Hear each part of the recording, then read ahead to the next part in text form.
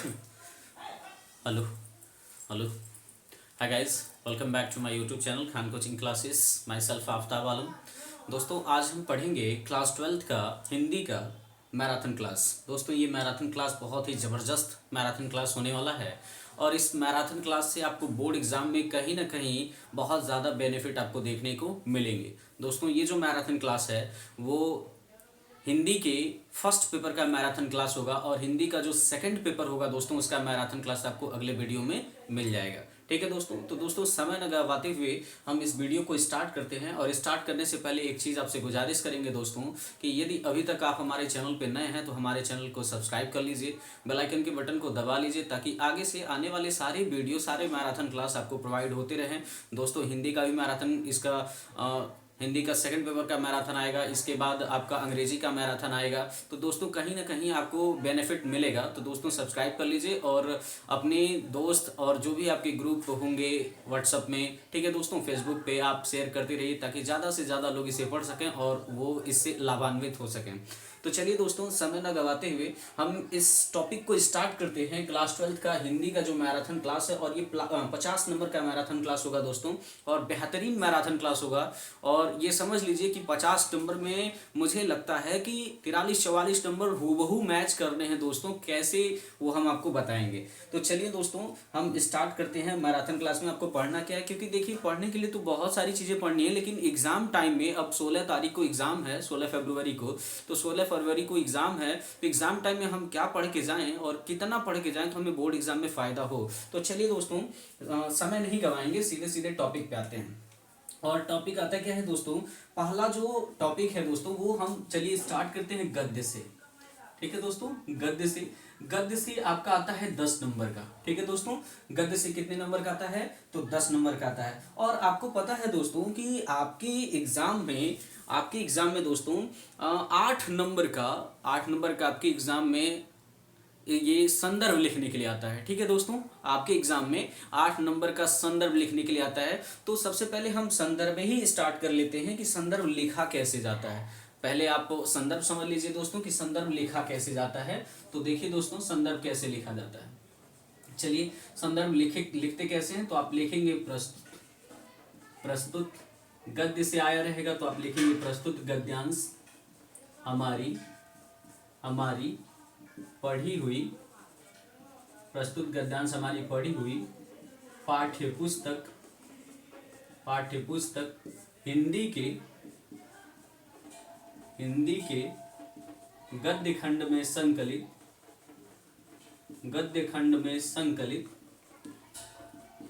हिंदी के गद्य खंड में संकलित, जैसे मान लीजिए राष्ट्र के स्वरूप से आया है, गद्य खंड में संकलित राष्ट्र के स्वरूप नामक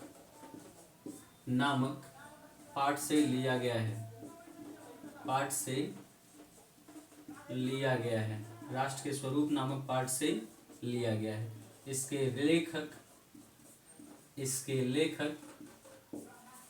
लेखक वासुदेव शरण अग्रवाल जी हैं। वासुदेव शरण अग्रवाल जी हैं। ठीक है दोस्तों, वासुदेव शरण अग्रवाल जी हैं। तो चलिए दोस्तों, एक बार फिर से समझते हैं कि कैसे आप संदर्भ लिखेंगे। देखिए दोस्तों, कैसे लिखेंगे, प्रस्तुत गद्यांश, अगर गद्य से आया रहेगा, जैसे मान लीजिए गद्य का पहला लेसन है राष्ट्र का स्वरूप, और आपका राष्ट्र का स्वरूप से आ गया, तो इसको कैसे लिखेंगे, इसको लिखेंगे प्रस्तुत गद्यांश हमारी पढ़ी हुई पाठ्य पुस्तक हिंदी के गद्य खंड में संकलित राष्ट्र के स्वरूप नामक पाठ से लिया गया है और इसके लेखक वासुदेव शरण अग्रवाल जी हैं। ठीक है दोस्तों, अगर मान लीजिए यही आपका आ जाए पवन दूतिका से, अगर पवन दूतिका से आ जाए तो पवन दूतिका को कैसे पहचानेंगे, तो पवन दूतिका को कैसे, अभी हम बताएंगे कैसे पहचानना है। ठीक है, सबसे पहले ये जान लीजिए कि पवन दूतिका से आ जाए तो कैसे लिखेंगे उसका संदर्भ। तो उसका संदर्भ कैसे लिखेंगे, प्रस्तुत, यहाँ जहाँ गद्यांश है वहां पे आपको पद्यांश कर देना है। प्रस्तुत पद्यांश हमारी पढ़ी हुई पाठ्य पुस्तक हिंदी के गद्य खंड में संकलित, प्रस्तुत पद्यांश हमारी पढ़ी हुई पाठ्य पुस्तक हिंदी के पद्य खंड में संकलित ठीक है दोस्तों। अब मान लीजिए कैकई के अंताप से आया तो कैकई के अंताप नामक पाठ से लिया गया और इसके रचयिता जो है मैथिली शरण गुप्त जी हैं, ऐसे लिखा जाता है। ठीक है दोस्तों, आई होप मुझे लगता है कि आपको संदर्भ क्लियर हो गया होगा कि संदर्भ कैसे लिखते हैं। ठीक है दोस्तों, जैसे मान लीजिए आपको अगर संस्कृत से आ जाए, ठीक है, संस्कृत में भी तो गद्य पद्य होते हैं, तो दोस्तों अगर संस्कृत से आ जाए तो संस्कृत में मान लीजिए आत्मज्ञ एवं सर्वज्ञ लेसन से आ जाए तो कैसे उसको पहचानेंगे। ठीक है दोस्तों, तो उसमें भी होता है, तो उसमें भी लिखेंगे प्रस्तुत गद्यांश हमारी पढ़ी हुई पाठ्य पुस्तक हिंदी के संस्कृत खंड में संकलित, हिंदी के अनिवार्य संस्कृत में संकलित, ठीक है, आत्मज्ञ एवं सर्वज्ञ नामक पाठ से लिया गया है और उसमें दोस्तों रचयिता नहीं होते हैं। ठीक है दोस्तों, एक सुभाषित रत्नांश से मान लीजिए श्लोक भी आता है, उसका भी संदर्भ लिखने के लिए आता है, तो उसको कैसे लिखेंगे, तो आप लिखेंगे प्रस्तुत पद्यांश प्रस्तुत श्लोक हमारी पढ़ी हुई पाठ्य पुस्तक हिंदी के अनिवार्य संस्कृत में संकलित सुभाषित रत्नांश नामक पाठ से लिया गया है। ठीक है दोस्तों, आई होप मुझे लगता है कि आपको पूरा का पूरा ये क्लियर हो गया होगा 2 नंबर। ठीक है, चलिए इसको स्क्रीनशॉट ले लीजिए, इसका स्क्रीनशॉट ले लीजिए दोस्तों। 2 नंबर 8 नंबर का दोस्तों ये संदर्भ ही आता है लिखने के लिए आपके एग्जाम में। 2 नंबर का गद्य से, 2 नंबर का पद्य से, 2 नंबर के संस्कृत के गद्य से, 2 नंबर का संस्कृत के पद्य से। ठीक है दोस्तों, आई होप दोस्तों कि आप इसका स्क्रीनशॉट ले लिए होंगे। आगे चलते हैं। ठीक है, ज़्यादा समय इस पर हम नहीं बर्बाद करेंगे, ठीक है, क्योंकि टाइम कम है, आपके एग्जाम भी नज़दीक आ रहे हैं और कुछ प्रयास किया जा रहा है आपके लिए कि आपको ज़्यादा से ज़्यादा बेनिफिट हो जाए बोर्ड एग्जाम में। ठीक है दोस्तों, आगे बढ़ते हैं और आगे बढ़ते हैं कि हम पाठ को कैसे पहचानेंगे। सबसे बड़ी बात यह है कि हम पाठ को कैसे पहचानेंगे कि कौन से लेसन जो है, मतलब इसको कैसे पहचानेंगे कि कौन सा लेसन जो है किस लेसन से आया है और उसके लेखक कौन है। ठीक है दोस्तों, तो पाठ को पहचानने के लिए कुछ इंपॉर्टेंट बातें जानना आपके लिए ज़रूरी है और वो इंपॉर्टेंट बातें क्या है दोस्तों, जैसे मान लीजिए आपका अगर आ गया राष्ट्र का स्वरूप से, राष्ट्र का स्वरूप से अगर आप कभी भी लेसन नहीं पढ़े हैं तो कुछ की पॉइंट है दोस्तों, उसको आप नोट कर लेंगे तो आप जान जाएंगे। ठीक है, जैसे राष्ट्र का स्वरूप आ गया तो राष्ट्र के स्वरूप वाले लेसन में पूरा पैसेज देखेगा, उसमें राष्ट्र नजर आ जाएगा। ठीक है दोस्तों, जन शब्द नजर आ जाएगा, या तो धरती माता नजर आ जाएगा। ठीक है दोस्तों, क्या नजर आ जाएगा, धरती माता। ये कुछ की वर्ड है दोस्तों, अगर ये की वर्ड आपको नजर आ जाए तो वो लेसन बनेगा राष्ट्र का स्वरूप। ठीक है दोस्तों, और इसे लिखा कौन है दोस्तों, वासुदेव शरण अग्रवाल जी। कौन लिखे हैं, तो वासुदेव शरण अग्रवाल जी लिखे हैं, वासुदेव शरण अग्रवाल जी। ठीक है, अगर मान लीजिए आपका आता है अशोक के फूल से, किससे दोस्तों, अशोक के फूल से। अगर आपका अशोक के फूल से आता है तो इसमें एक की वर्ड है दोस्तों, अशोक। अशोक जो शब्द है बहुत ही इंपॉर्टेंट रहेगा। ठीक है दोस्तों, और एक शब्द है दुर्दम, दुर्दम। अगर दुर्दम शब्द कहीं नजर आ जाए, दुर्दम निर्मम। ठीक है, दुर्दम निर्मम अगर अशोक के फूल से आता है तो ये आपको कीवर्ड मिलेंगे। ठीक है दोस्तों, और अशोक के फूल को कौन लिखा है, तो हजारी प्रसाद जी। किसने लिखा है, हजारी प्रसाद जी। ठीक है, अगर आपका आ जाए भाषा और आधुनिकता, भाषा और आधुनिकता, भाषा और आधुनिकता। अगर भाषा और आधुनिकता शब्द से आ जाए तो इसमें कौन कौन सा कीवर्ड है दोस्तों, इसमें एक शब्द है रमणीयता। रमणीयता शब्द आ जाए तो आपको तुरंत पकड़ लेना कि ये भाषा और आधुनिकता शब्द से लिया गया है। ठीक है, भाषा है तो भाई भाषा आएगा, सामाजिक आएगा। ठीक है, भाषा सामाजिक, सामाजिक आ गया। ठीक है, अटूट अंग आ जाता है इसमें भी, अटूट अंग, अटूट अंग। और इसमें एक शब्द और आता है नवीनीकरण, नवीनीकरण। इसमें क्या आता है दोस्तों, नवीनीकरण आता है। भाषा और आधुनिकता को लिखा कौन है, जी सुंदर रेड्डी जी ने लिखा है, जी सुंदर रेड्डी जी ने लिखा है, जी सुंदर रेड्डी जी ने। ठीक है, एक और लेसन जो बहुत इंपॉर्टेंट रहेगा, और यही 4 लेसन आपको पढ़ने भी हैं दोस्तों, इससे ज़्यादा बाहर आता भी नहीं है। ठीक है, हम और बहुत कम चांसेस रहते हैं इससे बाहर आने के लिए। हम और हमारा आदर्श, हम और हमारा आदर्श अगर इससे आता है तो इसमें क्या आता है दोस्तों, युवा छात्र। एक शब्द है युवा छात्र। ब्रह्मांड, ब्रह्मांड न्यूनतम, न्यूनतम। ये किसने लिखा है, एपीजे अब्दुल कलाम, एपीजे अब्दुल कलाम। ठीक है दोस्तों, एपीजे अब्दुल कलाम साहब ने इसको लिखा है। हाँ दोस्तों, एक बार थोड़ा सा हम साइड हो जा रहे हैं और आप इसका स्क्रीनशॉट ले लीजिएगा। देखिए दोस्तों, पहले समझ लीजिए, उसके बाद स्क्रीनशॉट लीजिएगा।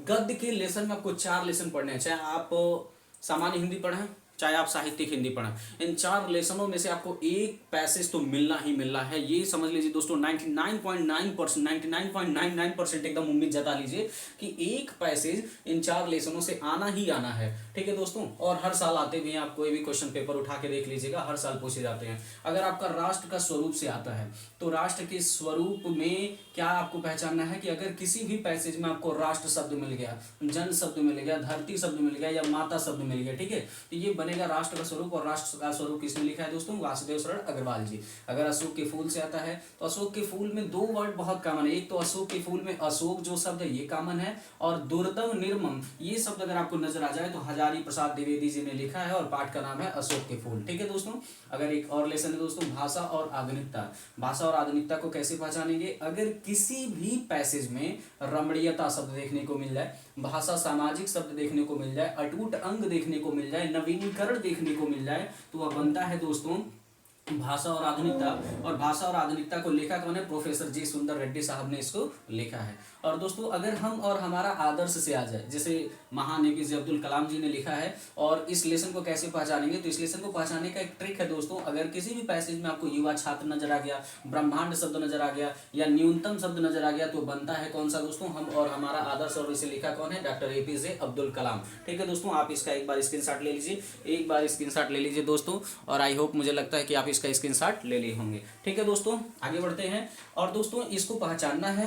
देखिए दोस्तों इसमें 5 क्वेश्चन आते हैं। 5 क्वेश्चन आते क्या है? जो पहला, मान लीजिए जो आपका पैसेज से क्वेश्चन पूछते हैं उसमें 5 क्वेश्चन पूछते हैं।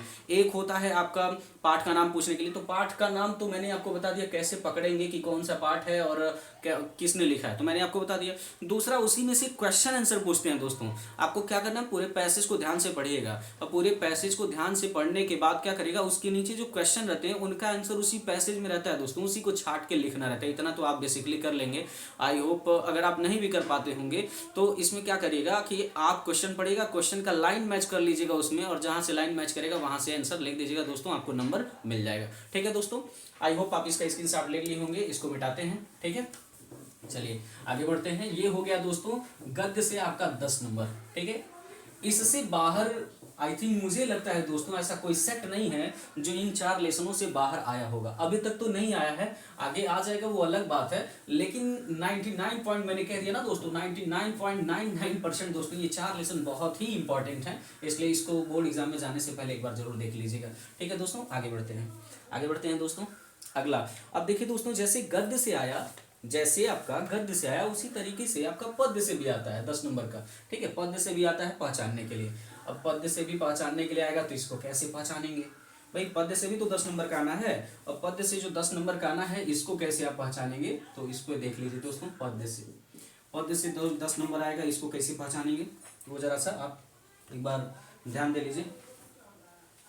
जैसे मान लीजिए अगर आपका पवन दूतिका से आ गया, मान लीजिए आपका आ गया किससे? पवन दूतिका से। अगर आपका पवन दूतिका से आ गया, ठीक है, तो पवन दूतिका को लिखे हैं दोस्तों अयोध्या सिंह उपाध्याय हरिओत जी। और थोड़ा सा हम शॉर्ट नेम लिख रहे हैं। ठीक है, अयोध्या सिंह उपाध्याय हरिओत जी ने लिखा है।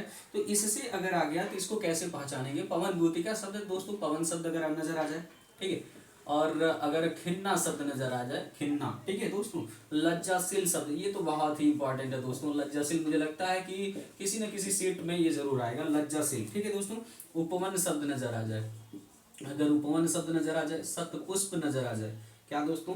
सतपुष्प, सतपुष्प नजर आ जाए, प्रिय विरह नजर आ जाए, प्रिय विरह, प्रिय विरह शब्द नजर आ जाए, ठीक है, प्रिय विरह शब्द नजर आ जाए, तो ये आपका बनेगा कौन सा लेसन? पवन दूतिका। ठीक है, अगला देखते हैं। अगला है दोस्तों कैकेयी का अनुताप। क्या है दोस्तों? कैकेयी का अनुताप, कैकेयी का अनुताप, और इसे किसने लिखा है? मैथिली शरण गुप्त जी, मैथिली शरण गुप्त जी। ठीक है दोस्तों, और इसमें क्या क्या है दोस्तों, कुछ इंपॉर्टेंट बातें हैं। जैसे कैकेयी का अनुताप, जैसे इसमें रानी शब्द आ जाए, ठीक है, अभागा शब्द आ जाए, अभागा शब्द आ जाए, चंद्रलोक शब्द आ जाए, चंद्रलोक शब्द आ जाए, धिक्कार शब्द आ जाए, धिक्कार शब्द आ जाए, ठीक है, फूल शब्द आ जाए, फूल शब्द आ जाए, सुकुमार शब्द आ जाए, सुकुमार शब्द आ जाए, पाप शब्द आ जाए, आप शब्द आ जाए, माता शब्द आ जाए, अनुताप शब्द आ जाए, ये आपका बनेगा कौन सा लेसन दोस्तों? कैकेयी का अनुताप बनेगा। ठीक है दोस्तों, अगला जो आपको लेसन हम बताने जा रहे हैं बहुत ज़्यादा इंपॉर्टेंट रहेगा दोस्तों, श्रद्धा मनु का। ठीक है, जिसे महान जयशंकर प्रसाद जी ने लिखा है, जयशंकर प्रसाद जी ने लिखा है। इसको कैसे पहचानेंगे?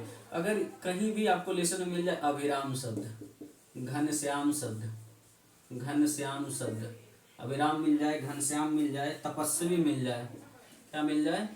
तपस्वी शब्द मिल जाए, नवल प्रभात मिल जाए, नवल प्रभात शब्द मिल जाए। ठीक है, अगर आपको जयगान मिल जाए, जयगान मिल जाए, अगर आपको समर्पण मिल जाए, समर्पण शब्द मिल जाए। ठीक है, समर्पण शब्द मिल जाए, रहस्य मिल जाए, रहस्य, रजनी मिल जाए, रजनी, अगर आपको पतवार शब्द मिल जाए तो ये आपका बनेगा दोस्तों श्रद्धा मनु का लेसन।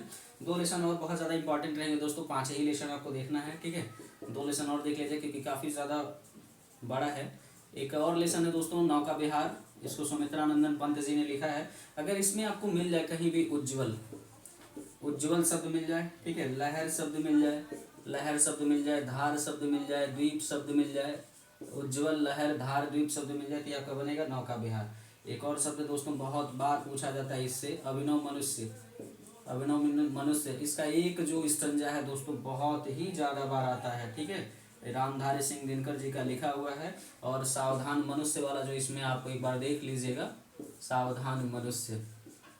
ठीक है दोस्तों, आई होप आप इसको एक बार ज़रूर नोट करेंगे, क्योंकि देखिए दोस्तों जितने भी सामान्य हिंदी वाले भाई बहन अगर इसका वीडियो देख रहे होंगे, जितने भी सामान्य हिंदी जो पढ़ते हैं अगर इसका वीडियो देख रहे होंगे ये वाला पार्ट का, तो आप एक काम करिएगा दोस्तों कि इसमें जो है इसका पहला, दूसरा, तीसरा और चौथा, ये 4 आप देख लीजिए। आई थिंक मुझे लगता है कि आपको एक ना एक दिन, एक ना एक तो पैसेज आपको मिलना ही है। ठीक है दोस्तों, कैसे इसको पहचानेंगे? इसमें कुछ कीवर्ड हमने लिख दिया है। जैसे अगर पवन दूतिका शब्द से आया तो पवन दूतिका शब्द में क्या है दोस्तों? पवन शब्द आ जाता है, खिन्ना शब्द आ जाए, लज्जाशील शब्द आ जाए, उपवन शब्द आ जाए, सतपुष्प आ जाए, प्रिय आ जाए, विरह आ जाए, तो आपका लेसन बनेगा पवन दूतिका। और इसे लिखा कौन है? अयोध्या सिंह उपाध्याय हरिऔध जी। अगर कैकेयी का अनुताप आ गया तो कैकेयी के अनुताप को कैसे पहचानेंगे दोस्तों?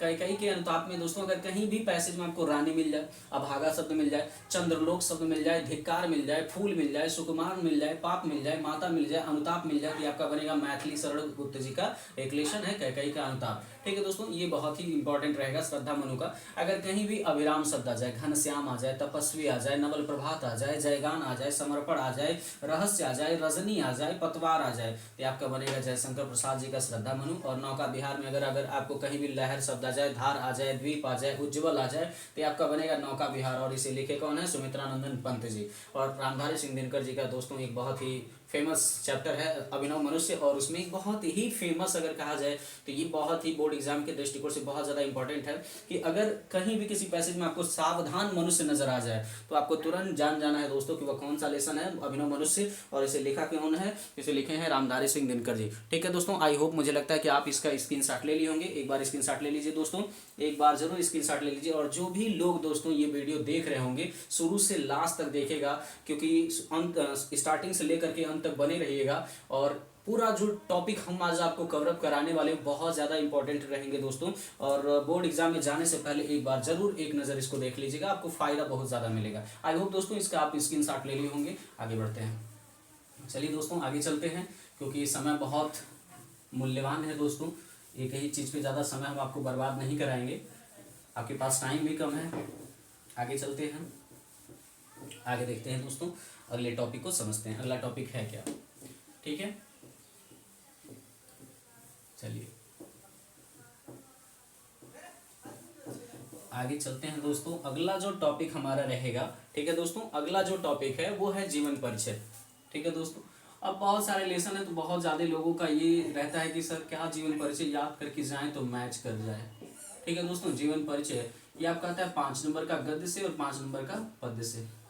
5 नंबर का गद्य से, तो 5 नंबर के गद्य से जो जीवन परिचय आता है दोस्तों वो अधिकांशतः आता किसका है? ठीक है दोस्तों, तो जो जीवन परिचय आता है, आप 2 अगर जीवन परिचय तैयार कर लिए, वासुदेव शरण अग्रवाल जी का, वासुदेव शरण अग्रवाल जी का, वासुदेव शरण अग्रवाल जी का, और दूसरा जो जीवन परिचय रहेगा दोस्तों वो है हजारी प्रसाद द्विवेदी जी का। दूसरा जो जीवन परिचय हजारी प्रसाद द्विवेदी जी का। ठीक है दोस्तों, ये दो जीवन परिचय आप जरूर याद कर लीजिए। अगर आप याद कर सकते हैं दोस्तों तो एक आध जीवन परिचय और याद कर लीजिएगा, डॉक्टर एपीजे अब्दुल कलाम का याद कर लीजिएगा, लेकिन ये दो जीवन परिचय आप जरूर याद कर लीजिएगा बोर्ड एग्जाम में जाने से पहले। ठीक है दोस्तों, वासुदेव शरण अग्रवाल जी का और हजारी प्रसाद द्विवेदी जी का। और जीवन परिचय लिखते कैसे हैं दोस्तों, जरा सा इस पर हम प्रकाश डालेंगे कि जीवन परिचय को आपको कैसे लिखना है।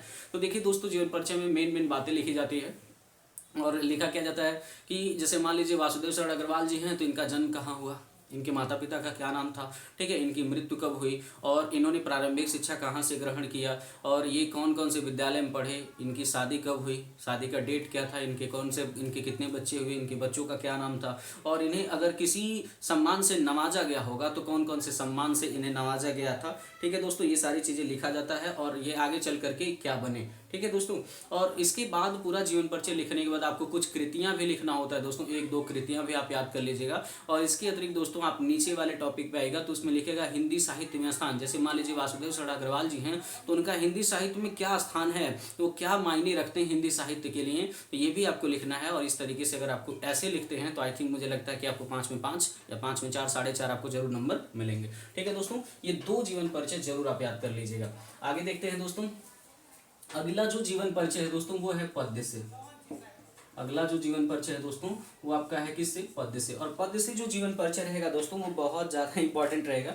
पद्य से जीवन परिचय दो भी हैं तो इन दोनों का जीवन परिचय आपको याद करना है, और दो ही नहीं है दोस्तों, 3 हैं, आपको जरूर याद करना है इसको।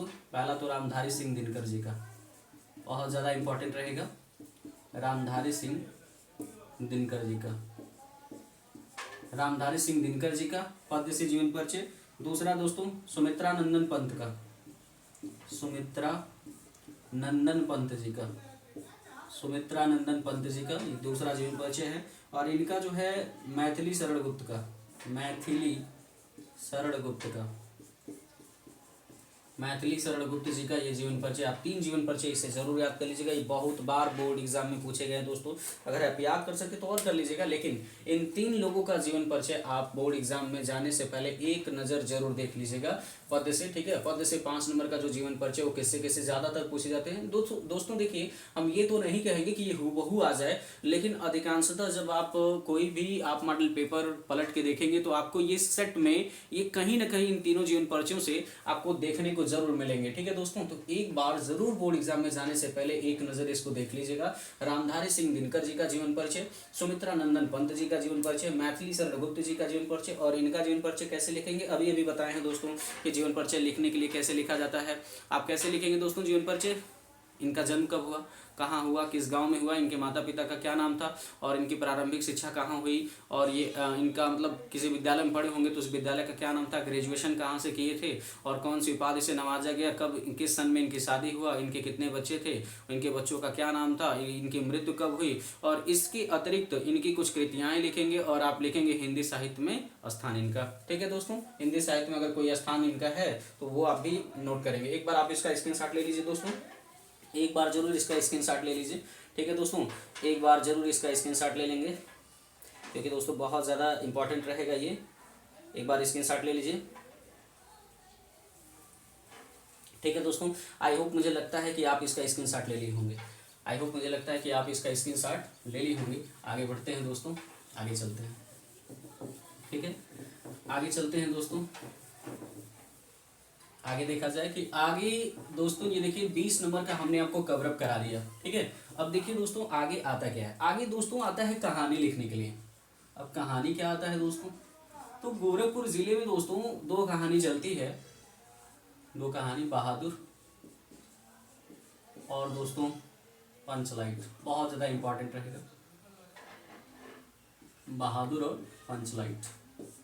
ठीक है दोस्तों, ये 2 कहानी 5 नंबर के आते हैं और इन दोनों कहानियों को आप एक बार जरूर पढ़ लीजिएगा। ठीक है दोस्तों, दोनों कहानियों को आप एक बार जरूर एक नज़र डाल लीजिएगा। मैं हल्का सा आपको छोटा सा आपको स्टोरी सुना दे रहा हूँ। ठीक है, क्योंकि एक बार जरूर इसको नोट कर लीजिएगा और एक बार जरूर देख लीजिएगा बोर्ड एग्जाम में जाने से पहले, क्योंकि 5 नंबर का कहानी ही लिखने के लिए आता है, या तो बहादुर या तो पंचलाइट। चलिए दोस्तों, अगर पंचलाइट की कहानी आ जाए तो कैसे लिखेंगे। देखिए दोस्तों, पंचलाइट जो कहानी है वो फणीश्वर नाथ रेणु के द्वारा रचित एक आंचलिक कहानी और एक देहाती गाँव की कहानी है। ठीक है दोस्तों, एक गाँव रहता है और उस गाँव में 2 टोलियाँ, कई टोले रहते हैं। ठीक है, तो 18 टोले रहते हैं लगभग। तो उस 18 टोले में 8-10 टोले रहते हैं। ठीक है दोस्तों, तो उसमें कई टोले रहते हैं, जैसे मान लीजिए ब्राह्मण टोला होता है, बामन टोला होता है, महतो टोली होती है। ठीक है, ऐसे बहुत सारी टोलियां रहती हैं। तो महतो टोली के लोग जो होते हैं रामनवमी के अवसर पर चंदा जुटा करके पैसा एकत्रित करते हैं और उस पैसे से जाते हैं, लोग क्या करते हैं, एक पंचलाइट खरीद के लेके आते हैं। ठीक है दोस्तों, और पंचलाइट को जब खरीद के लेके आते हैं तो जो गांव का सरपंच होता है वो और जो अगनु छड़ीदार होता है दोस्तों, वो ये सब खरीद के लेके आते हैं। तो रास्ते में जब लेके आते रहते हैं तो इनसे बावन टोली का एक सदस्य मिल जाता है जिसका नाम फुटंगी झा रहता है। और वो फुटंगी झा कहता है, ओह तुम लोग ये लालटेन कहाँ लेके जा रहे हो। तो जो छड़ीदार होता है वो कहता क्या है कि अपने घर के लोग ढिबरी को लोग बिजली बत्ती कहते हैं और दूसरे के पंचलाइट को लोग ऐसे लालटेन लोग कह के बुला रहे हैं। तो फिर वो उसको लेके आया जाता है और मुखिया जी जो गांव के रहते हैं वो आदेश देते हैं अपनी बीवी को कि आज शाम में जो है नहा धो करके तैयार रहना, पूजा पाठ किया जाएगा और शाम में जो है प्रकाश में क्या किया जाए, पंचलाइट को जलाया जाएगा। ठीक है, तो सभी लोग नहा धो करके तैयार हो जाते हैं और 1 घंटा पहले मुखिया जी के घर पर मुखिया जी के घर पे सभा एकत्रित होती है और उस सभा में सभी लोग बैठते हैं। और उस सभा में जैसे ही लोग बैठते हैं तो सभी लोग एक दूसरे से बातचीत करते रहते हैं। उसमें मुखिया जी अपना क्या करते हैं, मुखिया जी अपना जो है वो अपनी बड़ाई करना शुरू कर देते हैं कि जब वो दुकान पे गए थे तो दुकानदार इतना कह रहा था कि ये पंचलाइट का दाम 5 रुपये 5 कौड़ी है। तो मैंने उससे कहा कि भाई अब बहुत देखे ऐसे ऐसे पंचलाइट और इसके अतिरिक्त तुम मुझे पंचलाइट दे दो, ऐसे ऐसे बहुत पंचलाइट देखे हैं। ठीक है, वह उसको पंचलाइट दे देता है 5 कौड़ी में और उसके बाद ये सब लेकर के आते हैं। सभी लोग मुखिया जी की बुद्धिमत्ता की तारीफ करते हैं। लेकिन जब पंचलाइट जलाने की बारी आती है तो सभी लोग क्या करते हैं, एकदम शांत हो जाते हैं, क्योंकि पूरे गाँव में पंचलाइट जलाने वाला कोई नहीं होता है। ठीक है दोस्तों, और उस गाँव में केवल एक ही शख्स पंचलाइट जलाना जानता था जिसका नाम था गोधन। और गोधन जो है इसकी कहानी का हीरो है दोस्तों। और उसको गाँव से लोग बाहर निकाल दिए हैं किसी कारणवश। ठीक है, और क्या कारण है आपको अभी पता चल जाएगा। ठीक है दोस्तों, तो इसमें क्या होता है कि कुछ लोग जो हैं वो मजाक उड़ाते हैं और दूसरे टोली के लोग मजाक उड़ाते हैं। तो एक आदमी आके कहता है कि मुखिया जी एक आदमी कह रहा है कि अपने जा करके मुखिया से कह दो कि पंचलाइट के सामने 10 बार कान पकड़ के उठे बैठे तो पंचलाइट जलना शुरू हो जाएगा। ठीक है दोस्तों, तो इस तरीके से लोग उनका मजाक उड़ाते हैं। और क्या होता है दोस्तों, तो लोग मुखिया जी कहते हैं कि लोग मजाक उड़ाने की बारी तो लोग मजाक उड़ेबे करेंगे। ठीक है, तो गोधन की जो प्रेमिका रहती है जिसका नाम मुनरी रहता है। ठीक है दोस्तों, तो मुनरी जानती है कि उसका जो प्रेमी है वो ऐसे पंचलाइट जलाना जानता है। तो अपनी सहेली कनेली से बताती है, कनेली जाके मुखिया को बताती है। मुखिया सोचने लगते हैं भाई गोधन को गांव से बाहर किया गया है, उसका हुक्का पानी बंद किया गया है, तो पता नहीं वो आएगा कि नहीं आएगा। वो छड़ीदार को भेजता है। ठीक है, छड़ीदार को भेजने के लिए, उसको बुलाने के लिए भेजता है। तो छड़ीदार जाता है लेकिन फिर वापस चलाता है खाली हाथ, वो नहीं आता है। फिर गोधन जो है मुनरी की माँ जाती है, गुलरी, ठीक है, वो जाती है, उसको बुला करके लेके आती है और बड़े चालाकी से वो पंचलाइट जला देता है और सभी लोग पंचलाइट में क्या करते हैं, खुशियाँ मनाने लगते हैं। और इस तरीके से पंचलाइट उस गाँव में जलता है। पहली बार पंचलाइट जलता है तो लोग कीर्तन उर्तन का भी आयोजन करते हैं। और इसके अतिरिक्त कीर्तन का जब आयोजन हो जाता है दोस्तों, तो उसमें होता क्या है कि जो मुखिया जी रहते हैं उसको बुलाते हैं, गोधन को कहते हैं तुम्हारा साथ खून माँ खूब गाओ सलीमा का गाना।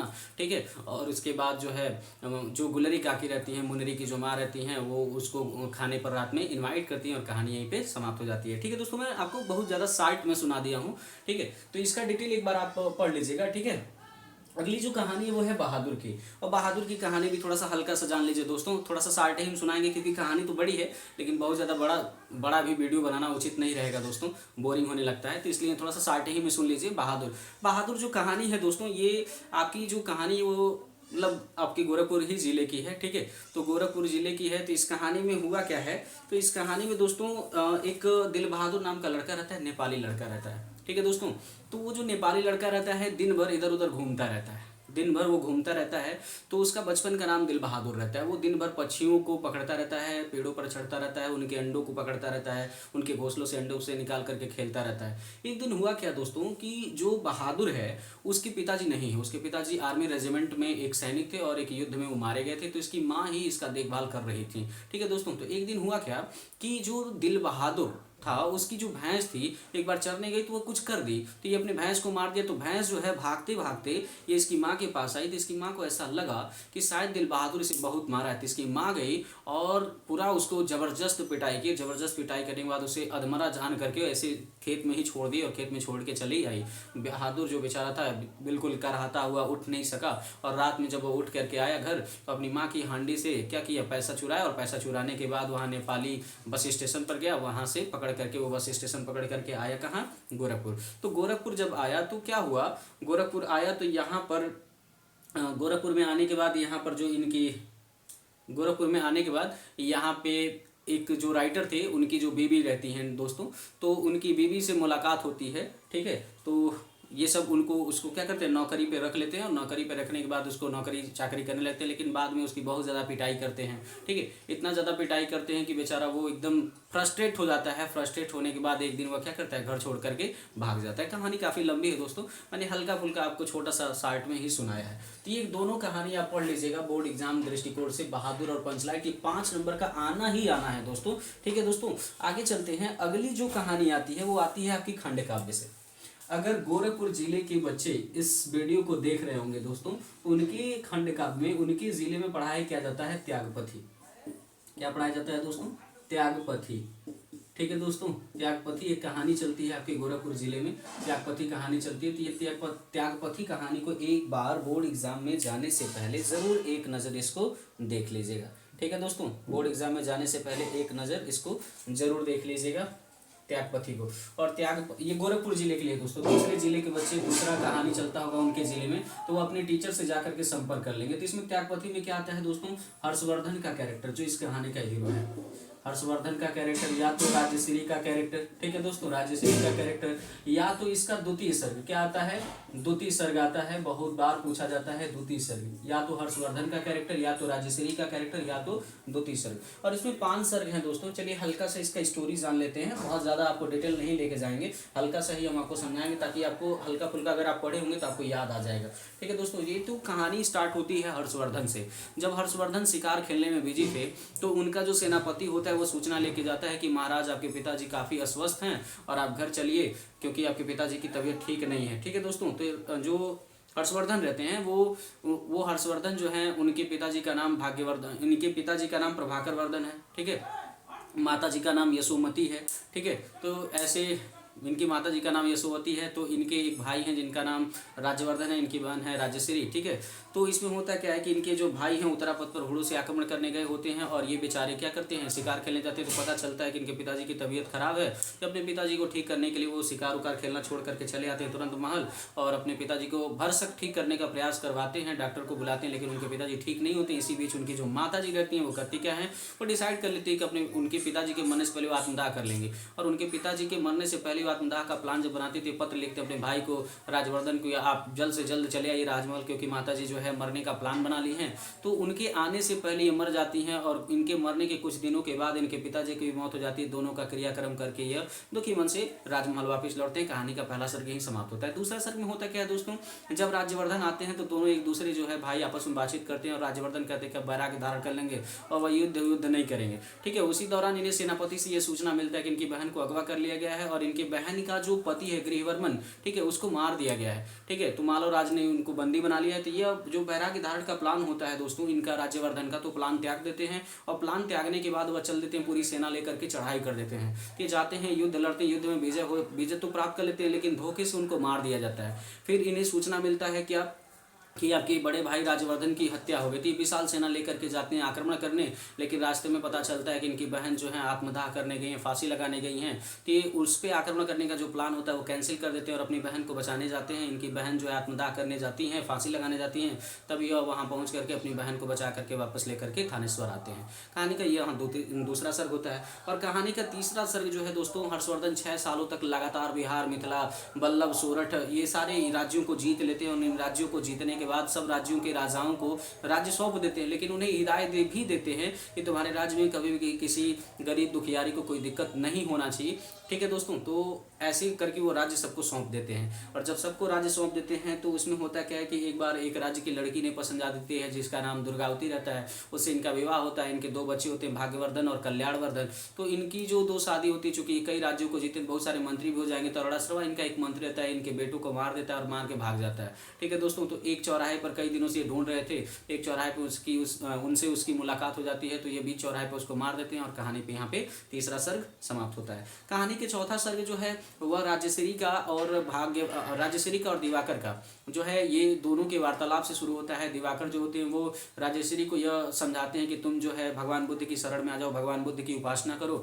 और ये जब बात राजश्री जाकर के अपने भाई हर्षवर्धन को बताती हैं तो हर्षवर्धन तो पहले तो नहीं मानते, लेकिन काफ़ी ज़्यादा जिद करने के बाद वो मान जाते हैं। अपनी बहन को क्या करते हैं, बौद्ध धर्म अपनाने का प्लान दे देते हैं, ठीक है, उनको परमिट दे देते हैं। कहानी का जो 5वां सर्ग है दोस्तों वो शुरू होता है हर्षवर्धन का त्यागी और दानशीलता के लिए, क्योंकि हर्षवर्धन जो है हर साल माघ के महीने में जो दोस्तों प्रयाग में जा करके त्रिवेणी संगम पर क्या करते थे, अपना सर्वस्त्र दान कर देते थे। और ऐसा माना जाता था कि जो कपड़ा पहन करके नहाते थे निकलते वक्त वो अपना कपड़ा भी दान कर देते थे। और होता क्या था कि अपनी बहन से वस्त्र मांग करके उसी तरीके से वापस अपने राजमहल वापस आते थे। ये 5 सर्ग थे दोस्तों जिसे मैंने आपको शार्ट में सुनाया। कहानी काफ़ी बड़ी है, एक बार जरूर आप वीडियो देख लीजिएगा, इसको नोट कर लीजिए दोस्तों, ये बहुत ज़्यादा इंपॉर्टेंट है। 2 कहानी तो लिखने के लिए लिखे आता ही है।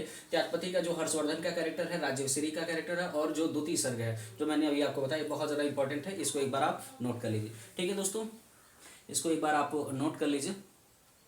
हाँ ठीक है दोस्तों, आई होप, मुझे लगता है कि आप इसको आप नोट कर लिए होंगे। मैंने आपको 40 नंबर का कवरअप करा दिया, ठीक है, 40 नंबर का मैंने आपको कवरअप करा दिया कि आपको क्या पढ़ना है, ठीक है। आगे चलते हैं, अगला जो 10 नंबर का ऑब्जेक्टिव आता है। ऑब्जेक्टिव भी आपको पता है भाई, 5 नंबर के गद्य से और 5 नंबर के पद्य से जो ऑब्जेक्टिव आता है वो कौन कौन से ऑब्जेक्टिव आ सकते हैं, क्या ऑब्जेक्टिव मतलब क्या पढ़ के जाएं तो आपको कुछ न कुछ फायदा हो जाए, ठीक है दोस्तों, इसको आपको जानना है। तो चलिए दोस्तों, उसको जानने के लिए हमें क्या क्या पढ़ना है ये ज़रा सा हम जान लेते हैं।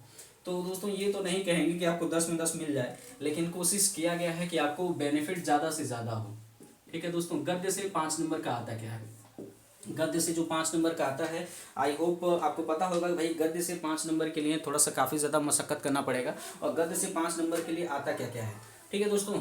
तो पहला टॉपिक है भारतेंद्र युग। पहला जो टॉपिक रहेगा दोस्तों भारतेंद्र युग, भारतेंद्र युग। तो दोस्तों भारतेंद्र युग कभी कभी सन पूछ लेता है कि भारतेंद्र युग की काल अवधि काल क्या कब से कब तक है, तो 1850 से दोस्तों 1900 तक है। भारतेंद्र युग की जो काल अवधि है वो 1850 से 19 तक है। द्विवेदी युग, अब द्विवेदी युग क्या है दोस्तों, द्विवेदी युग की दोस्तों इसके बाद शुरू होता है 1900 से लेकर के 1918 तक। द्विवेदी युग 1900 से लेकर के 1918 तक चला, ठीक है दोस्तों। अगला शुरू होता है छायावादी युग। छायावादी युग कब से कब तक है दोस्तों, 1918 से लेकर के 1936 तक, ये छायावादी युग है। अगला है दोस्तों आधुनिक काल। आधुनिक काल, आधुनिक काल दोस्तों 1936 से लेकर के अब तक। आधुनिक काल दोस्तों 1936 से लेकर के अब तक चलता है। तो इसको आप एक बार नोट डाउन कर लीजिए, कभी कभी बोर्ड एग्जाम में पूछ लेता है कि भाई इसकी भारतेंद्र युग की काल अवधि है, और भारतेंद्र युग की काल अवधि कब से कब तक है, तो 1850 से लेकर के 1900 तक है। द्विवेदी युग कब से कब तक है, 1900 से लेकर के 1918 तक है। छायावादी युग कब से कब तक है, 1918 से लेकर के 1936 तक है, ठीक है दोस्तों। आधुनिक युग कब से कब तक है, तो आधुनिक युग दोस्तों आपका 1936 से लेकर के अब तक है। ये आपके कुछ युग हैं, ठीक है दोस्तों। और इसके अतिरिक्त कुछ जो है कुछ और इम्पोर्टेंट चीज़ें आती हैं, और उन इम्पोर्टेंट चीज़ों में आता क्या है कि कुछ कृतियाँ आ जाती हैं। जैसे रानी केतकी की कहानी, ये किसकी कृति है, रानी केतकी की कहानी, रानी केतकी की कहानी ये किसकी कृति है, तो आप पढ़े होंगे दोस्तों ईसा अल्लाह खान को, ईसा अल्लाह खान, ईसा अल्लाह खान, ये इनका नाम पढ़े होंगे, ये इनका है, ठीक है दोस्तों। सुख सागर, सुख सागर ये कहाँ, ये कृति किसकी है, सदा सुख लाल जी का, किसका है दोस्तों, सदा सुख लाल जी का, सदा सुख लाल जी का, ये सुख सागर है। अगला दोस्तों आता है प्रेम सागर, किसका है, तो प्रेम सागर दोस्तों लल्लू लाल का, लल्लू लाल का, प्रेम सागर किसका है, तो लल्लू लाल का। एक और बहुत ज्यादा पूछा जाता है नासिकेतो पाख्यान, पाख्यान, नासिकेतो पाख्यान, ये किसका है दोस्तों, तो नासिकेतो पाख्यान दोस्तों ये आपका है सदल मिश्र जी का, सदल मिश्र जी का है नासिकेतो पाख्यान। इसको एक बार जरूर आप नोट डाउन कर लीजिए, एक बार जरूर नोट डाउन कर लीजिए दोस्तों। एक बार इसको आप स्क्रीनशॉट ले लीजिए, स्क्रीनशॉट ले लीजिए दोस्तों, एक बार इसका स्क्रीनशॉट ले लीजिए। वो कहते हैं ना दोस्तों 10th के एग्ज़ाम का बस इतना सा फसाना है दोस्तों, ये आपको आपके लिए है कि 12th के एग्ज़ाम का बस इतना सा फसाना है, कागज़ की कापी है, बारिश का ज़माना है। 12th के एग्ज़ाम का बस इतना सा फसाना है, कागज़ की कापी और बारिश का ज़माना है, फिर से दर्द है आंखों में नमी है, फिर से दर्द है, आंखों में नमी है, फिर आग का दरिया है और डूब के जाना है। चलिए दोस्तों, एक बार इसको ज़रूर स्क्रीनशॉट ले लीजिए, एक बार स्क्रीनशॉट ले लीजिए दोस्तों। आगे बढ़ते हैं। आई होप दोस्तों आप इसका स्क्रीनशॉट ले लिए होंगे। एक बार फिर से समझ लेते हैं। भारतीय हिंदी युग की समयावधि क्या है? 1850 से लेकर के 1900 तक। द्विवेदी युग की समयावधि क्या है? 1900 से लेकर के 1918 तक। छायावादी युग कब से कब तक चलता है? 1918 से लेकर के 1936 तक। और आधुनिक युग कब से कब तक चलता है? 1936 से लेकर के अब तक। रानी केतकी की कहानी को किसने लिखा है? विशाल खान जी ने। सुख सागर किसने लिखा है? सदा सुखलाल जी ने। प्रेम सागर किसने लिखा है? तो ये लल्लू लाल जी ने लिखा है। और नासिकेत उपाख्यान किसने लिखा है? तो ये सदल मिश्र जी ने लिखा है। ठीक है दोस्तों, आई होप आप ये इसका स्क्रीनशॉट ले लिए होंगे। आगे चलते हैं, आगे बढ़ते हैं दोस्तों। आगे देखिए आगे क्या है। ठीक है, अगला कुछ टॉपिक है इसमें गद्य में, इसको भी जरा सा कवरअप करेंगे और इसको कवरअप करेंगे कि इसमें क्या क्या है। ठीक है, देखिए दोस्तों, कभी कभी पूछ लेता है हिंदी का प्रथम नाटक क्या है? हिंदी का प्रथम नाटक, भाई हिंदी साहित्य का प्रथम नाटक क्या है? कभी कभी ये भी पूछ लेता है। तो हिंदी साहित्य का जो प्रथम नाटक है उसका नाम है नहुस। याद रख लीजिएगा दोस्तों, उसका नाम है नहुस। आगे पूछ लेता है हिंदी का प्रथम उपन्यास क्या है? हिंदी का प्रथम उपन्यास क्या है? तो उपन्यास दोस्तों जो है परीक्षा गुरु। हिंदी का प्रथम उपन्यास दोस्तों परीक्षा गुरु है। और प्रथम नाटक क्या है दोस्तों? नहुस है। हिंदी का प्रथम कहानी, ठीक है दोस्तों, हिंदी का प्रथम कहानी दोस्तों आपका है इंदुमती। क्या है दोस्तों? इंदुमती। हिंदी का प्रथम नाटक नहुस, हिंदी का प्रथम उपन्यास परीक्षा गुरु, हिंदी का प्रथम कहानी इंदुमती। ठीक है, हिंदी का प्रथम यात्रा वृतांत कविता क्या है? यात्रा वृतांत कहानी क्या है? ठीक है, तो सरयू पार की यात्रा। क्या है दोस्तों? सरयू पार की यात्रा। ये कुछ इंपॉर्टेंट है दोस्तों, ये काफी ज्यादा बार पूछे गए हैं, इस वजह से मैंने इसको ले लिया है। ठीक है, तो देखिए दोस्तों क्या है हिंदी का प्रथम नाटक क्या है दोस्तों? नहुस है। हिंदी का प्रथम उपन्यास क्या है दोस्तों? परीक्षा गुरु है। और हिंदी का प्रथम कहानी क्या है दोस्तों? इंदुमती है। और हिंदी का प्रथम यात्रा वृतांत क्या है दोस्तों? सरयू पार की यात्रा। ठीक है दोस्तों, कुछ पत्रिकाएं हैं और पत्रिकाएं भी कभी कभी बहुत बार पूछ लिया जाता है कि कौन सी पत्रिका किसकी है। तो आप दोस्तों कुछ क्वेश्चन लिए हैं। तो हिंदी प्रदीप किसकी पत्रिका है? हिंदी प्रदीप किसकी पत्रिका है? ठीक है दोस्तों, ये कुछ इंपॉर्टेंट टॉपिक हैं। हिंदी प्रदीप किसकी पत्रिका है? तो आपको याद रखना है दोस्तों, ये बालकृष्ण भट्ट जी की है। किसकी है? बालकृष्ण भट्ट जी की। हिंदी प्रदीप किसकी पत्रिका है? तो बालकृष्ण भट्ट जी की है। अगला दोस्तों, ये बहुत इंपॉर्टेंट रहेगा, ब्राह्मण कई बार पूछा गया है। तो ब्राह्मण किसकी है? प्रताप नारायण मिश्र जी का है। प्रताप नारायण जी का। ठीक है, अगला आनंद कादम्बनी। ठीक है दोस्तों, आनंद कादम्बनी, ये आनंद कादम्बनी किसका है? बद्री नारायण चौधरी जी का। बद्री नारायण चौधरी जी का आनंद कादम्बनी है। और खड़ी बोली का प्रारंभ किस कृति से माना गया? ये आपको एक बार पूछ लिया गया था कि खड़ी बोली का प्रारंभ किस युग से माना गया? खड़ी बोली का प्रारंभ किस युग से माना गया? खड़ी बोली का प्रारंभिक युग किस युग से माना गया? तो चंद छंद वर्णन की महिमा के युग से।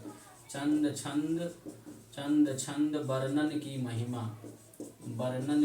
महिमा। ठीक है दोस्तों, इसको एक बार आप जरूर देख लीजिएगा। इसका एक बार आप स्क्रीनशॉट ले लीजिए।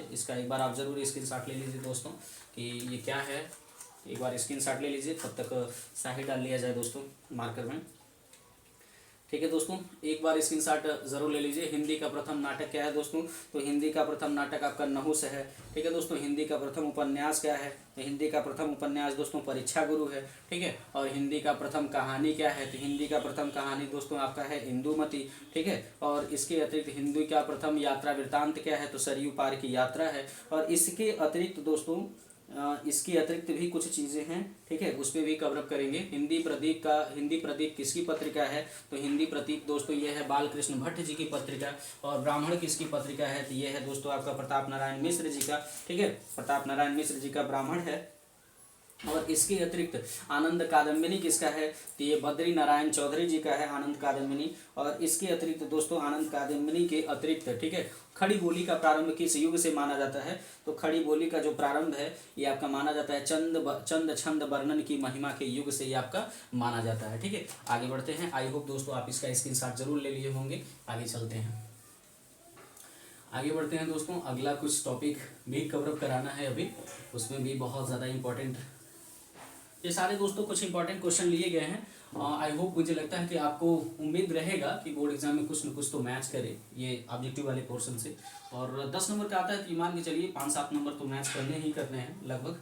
ठीक है, आगे चलते हैं। अब देखिए दोस्तों, कुछ कृतियां हैं कुछ लेखकों का, जैसे मान लीजिए प्रेमचंद की कुछ कृतियां आप देख लीजिएगा दोस्तों। जैसे इनका प्रेमचंद का है सेवा सदन, सेवा सदन, ये आप देख लीजिएगा। भाई सेवा सदन किसने लिखा है? प्रेमचंद। निर्मला किसने लिखा है? प्रेमचंद। गबन किसने लिखा है? प्रेमचंद। रंगभूमि को किसने लिखा है?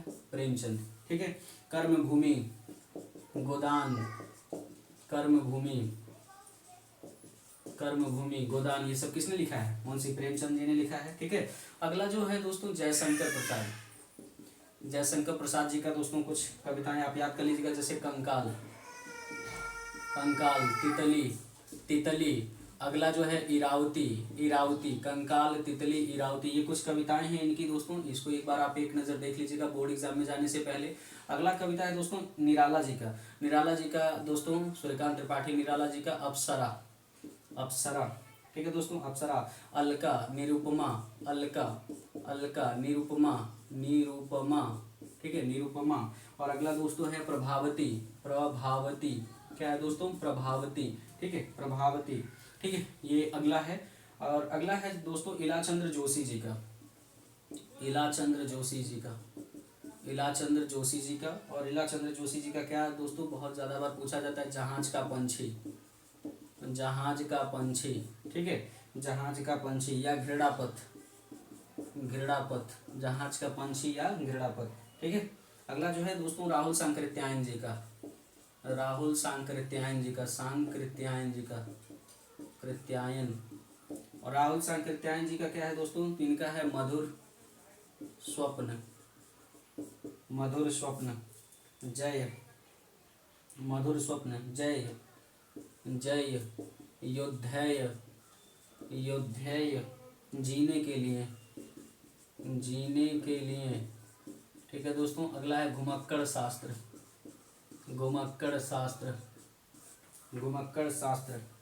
ठीक है, मेरी तिब्बत यात्रा, ये काफ़ी ज़्यादा चर्चा में रहता है दोस्तों, हर साल पूछा जाता है लगभग। मेरी तिब्बत यात्रा। ठीक है, मेरी तिब्बत यात्रा, इसको एक बार जरूर देख लीजिएगा, मेरी तिब्बत यात्रा वाले को। ठीक है, अगला है दोस्तों इनका फणीश्वर नाथ रेणु जी का, और फणीश्वर नाथ रेणु जी का क्या क्या इंपॉर्टेंट रहेगा दोस्तों? जुलूस दीर्घताया मैला आंचल, जुलूस दीर्घताया मैला आंचल। ठीक है, अगला है हरिश्चंद्र जी का, क्या है? हरिश्चंद्र जी का है भारत दुर्दशा, नील देवी, अंधेर नगरी, सती प्रताप, ये कुछ इंपॉर्टेंट हैं दोस्तों, इसको एक बार जरूर एक नज़र देख लीजिएगा।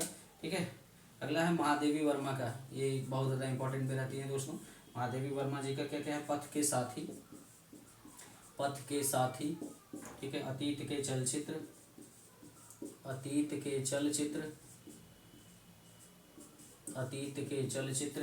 पथ के साथी, अतीत के चलचित्र, स्मृति की रेखाएं, और है अस्मारिका। एक और है दोस्तों, बहुत बार पूछा गया, आवारा मसीहा, इसको किसने लिखा है? विष्णु प्रभाकर जी ने। ठीक है दोस्तों, विष्णु प्रभाकर जी। इसको बोर्ड एग्जाम में जाने से पहले एक नज़र जरूर देख लीजिएगा इतने राइटरों का। ये कुछ फेमस जो है दोस्तों इनकी कृतियां हैं, एक बार आप स्क्रीनशॉट ले लीजिए, एक बार जरूर इसका स्क्रीनशॉट ले लीजिए दोस्तों।